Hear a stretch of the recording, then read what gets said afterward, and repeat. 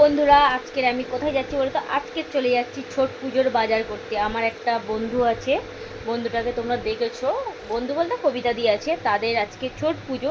তার জন্য আমি রেডি হয়েছি। দেখো, আগের বছরে গিয়েছিলাম, এবছরও যাচ্ছি। কারণ আগের বছরও ঠিক এমন টাইমেই বেরিয়েছিলাম, এবছরও এমন টাইমে যাচ্ছি। কী কী বাজার হচ্ছে, কী কী বাজার করছে, সব তোমাদের সঙ্গে শেয়ার করবো। চলো দেখতে থাকো পুরো ব্লগটা। আমরা ছট পুজোর বাজার করতে বেরিয়ে পড়েছি।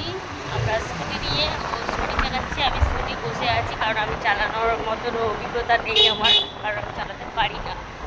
আর ওর মা ওর দাদা আগে চলে গেছে, এবার আমরা ওর পিছন পিছন যাচ্ছি। চলো ব্লগটা পুরোটা দেখো, আর দেখো দেখো সব কিছু তোমাদের ইন্টারেস্টিং লাগবে, তাই ছুটি। হ্যাঁ, আমরা চলে এসেছি মার্কেটে, ছট পুজোর মার্কেটে।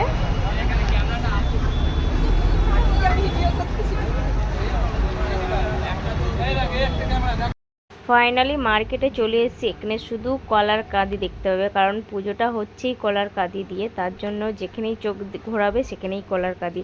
আর এখানে যে কটা ফল দেখলে সব গোটা গোটা, ওদের যে কটা সিধে সাজবে সে কটা সবাই। তারপর আমরা সবাই মিলে চলে গেলাম কাচের চুড়ি পরতে। আমি চুড়ি পরতে চাইনি, কবিতা দি বললো আমরা পরছি, তুই কেন পরবি না। তার জন্য আমাকেও জোর জবরদস্তি নিয়ে বসিয়ে দিল চুড়ি পরানোর জন্য। আর এদিকে একদম ছোট ছোট, যেহেতু আমার হাতে চুড়ি লাগে, দেখো চুড়িগুলো পরে কেমন লাগছে, আশা করি ভালোই লাগছে।